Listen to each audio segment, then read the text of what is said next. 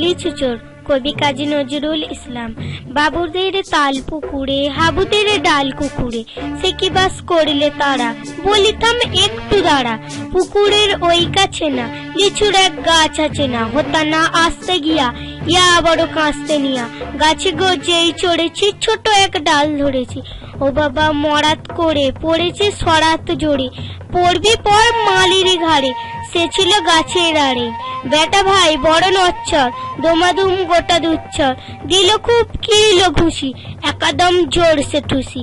আমিও বাগিয়ে থাপড়, দে হাওয়া চাগিয়ে কাপড়, লাফিয়ে ডিওন দেয়াল, দেখি এক ভিতরে শেয়াল।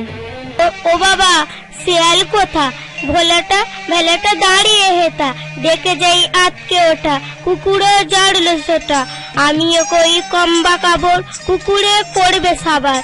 বাবা গো মা গো বলে পাঁচিলের ফোকল গলে, ঢুকে গিয়ে বসদের ঘরে, যেন প্রাণ আসলো ধরে। যাব পেট কানমলি ভাই, চুরিতে আর যদি যাই, তবে মোর নামই মেছা, কুকুরের চামড়া খিচা।